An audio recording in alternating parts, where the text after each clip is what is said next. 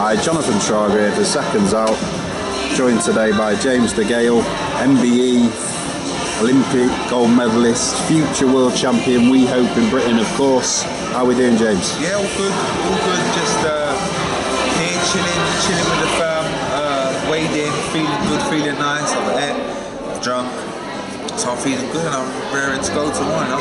Yeah. It got not spicy at the weigh-in, but obviously, you know, he threw a couple of shadow punches. He gesticulated back to you. You know, it's on, isn't it, tomorrow? He's on, and listen, he's a good opponent, remember. He's fought for a World title this year, only lost by a couple rounds, and he's come over here and he's confident. He thinks he's going to win. But that's just gonna bring the best out of me, because I've trained extremely well, extremely fit, done the 15-round spars, done the long 2-hour runs. I'm injury free. I know I keep on saying it, but injury free. I'm just feeling really fresh and ready to go, and I'm looking forward to putting a performance tomorrow against a quality opponent. Yeah, and I know you've stressed that, of course, in the build-up, because obviously it is a risky fight, but I was going to ask, this is an opponent that, to the best of my knowledge, has never been stopped. I know. Is it a fight that you are expecting to go the distance? Zach Kabika couldn't stop him, but I'm different to Zach Kabika. Zach Kabika's a bit old, he's slow, he's rugged, he's wild. Me, I'm more neat, I've got good boxing skill, I've got good boxing brain, and I think I could stop him, I really do. The people underestimate my power, they really do.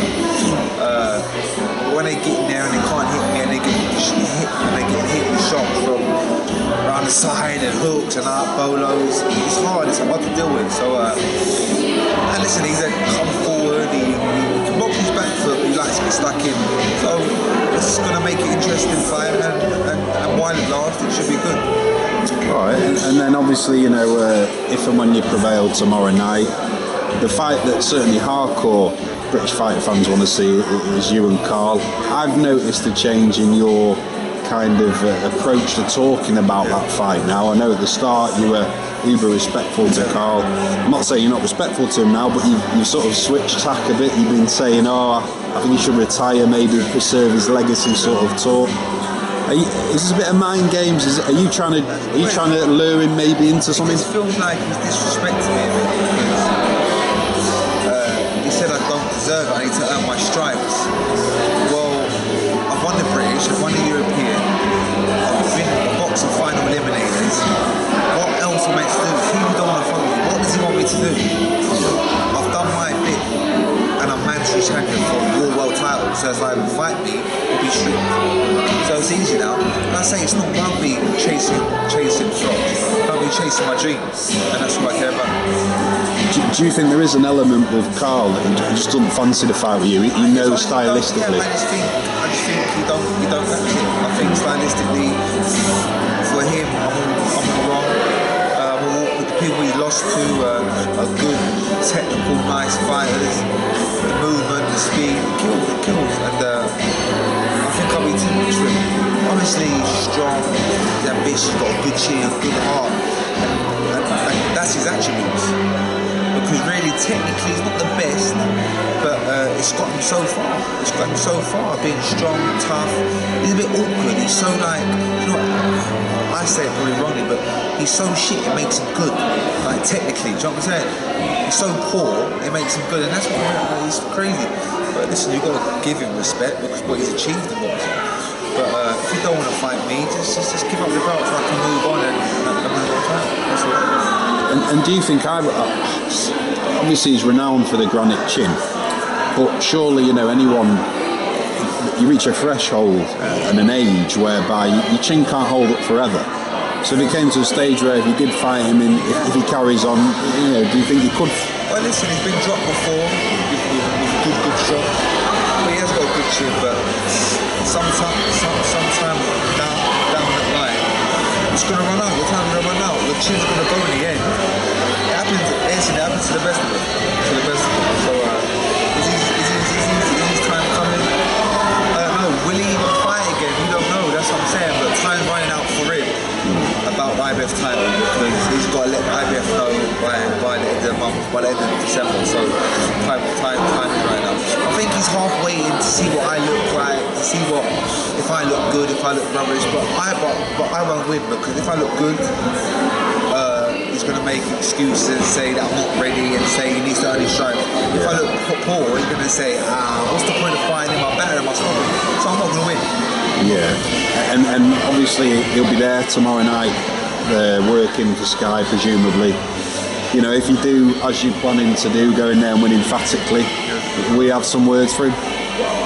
I'm just trying to tell him. I'm just saying, listen, time's running out. Vacate or fight me. And that's not me. Listen, I'm not doing the growth. I'm not doing ugly things. It's a shoot video. But I'm just saying, I'll vacate, mate, and let the next generation, the next star, come in and get a world title. That's all. Or fight me. It's so easy. Yeah. And then you alluded to him there, George Groves. I suppose no one can do an interview with you without, and vice versa as well. It's a name that always is brought up. Is it with George? I mean, what is it specifically still that you still kind of irks you about him? What riles you about him? Listen, I just can't stand him.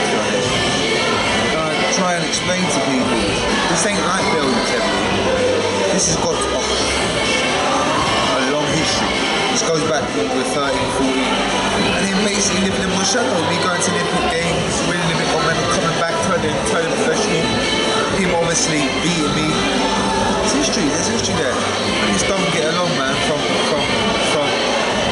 like me and him, to our families, to our people. It's just like one of them ones, a bit of a weird one, you're a mad one. Like when you say when you first knew him around that age, a teenager, was it literally from the first moment you basically met, it just didn't gel? No, yeah, we were never friends. We were just associates. We would go in the gym and say hello, but I wouldn't go out with him after the gym. I wouldn't speak to him a lot in the gym. It was just like hi, bye, and that's about it with being close. It's weird, it's a weird one. Why is it? Because I mean, even he was sort of being self-deprecating in the presser the other day. He was almost joking about himself, saying, "Oh, no one likes me" and stuff. What is it that about George Groves that rubs people the wrong way? It's his attitude. Come on, let's be real. His attitude. You see the build up to the Froch fight, and I think people started to get to know his real personality. People don't like it. I remember when I like boxed him, people took his side because it felt like I was bullying him. I was like belittling him. I was like embarrassing him. And now people are starting to find out the real George Groves, and he's getting found out. And on the flip side, like you referred to there, the media perception of you, do you think that's evolved over time? Do you think people are now warming to you more? Well, I think so. I think it's just changing slightly. It is. Listen, in this game, you're going to get people that don't like you and you've got people that love you. And I'm a bit like Marmite, so if you like me or you don't. So, yeah, listen, it happens in life, so you have to deal with it. Yeah. And then just one question, obviously the fight next year that the kind of British fight fans are gearing up towards, you know, hopefully if you both proceed to win your world title, as you and George in a rematch, I know you fought as amateurs, but in the rematch as pros, is it a fight that interests you if he doesn't go on to win a world title? If I have a world title, if you have a, yeah, of course, yeah. I'll give him his chance again. Because you want to avenge that. Yeah. So obviously I want to avenge that loss. But listen, my career don't revolve around him. Obviously it's healthy to have a rival in professional boxing. You need that. It's good. It's healthy. Yeah, my career don't revolve around him. I'm just doing my thing. I'm my own journey to win that world title. Yeah, talking about George Groves, I heard there was some sort of altercation backstage at the Waynes today. Could you elaborate a little bit on what happened? I don't want to say too much. It's just pretty easy. His girlfriend, wife, whatever, was extremely rude and disrespectful to my mother. And yeah, basically I wasn't having it. And it kicked off a little bit. That's about it. But listen, I don't want to say too much. But yeah, basically the wife was extremely rude and disrespectful to my mum, and I'm not having it. No, absolutely. But in the end, it was resolved peacefully. Well, security had to be called, had to be split up, but yeah. Yeah. And just one last question, in the super middleweight division, obviously, you know, if and when you go on to win the world title, which as I said before, we all hope you do, Which other names out there in the division interest you? You know, putting the British rivalries aside. You know, the obvious one would be Andre Ward. The big names. I'm in boxing for the big fights. And that's what I'm about, and that's what I want to do. If I keep on winning and keep on looking good and keep on progressing, that's what it's about. Big fights, winning more titles, unifying more titles. So that's me. All the big names. And Andre Ward specifically, I know, like, you know, people think he's a bit of a ring master, really. I mean, you know, like, how do you stack up against him? I mean, obviously you're inherently a confident person and a confident fighter, but, you know, how is your assessment of how that fight would play out? I think that'd be a technical fight. Andre Ward don't really get stuck in, but saying that, he's clever inside. He can hold well. He uses the head. If you watch him closely, he's very, very clever inside. He knows what he's doing. He's got the tricks in the trade. He knows what he's doing. The people underestimate that, but he's a phenomenal fighter. The way he moves, his shots, he don't waste much. He's a very good fighter. So it'll probably be a technical battle. And say, listen, I'm just getting better. So if we meet in a year or two, I'm willing to do that. It'll be a great fight. Listen, I'm in boxing, I said before. I'm in boxing for the big names and the big fights. And if he's there, if people want to see it, I'm willing to do it. Lovely. Well, obviously, thanks a lot for your time today, James, and wishing you the best of luck tomorrow, mate.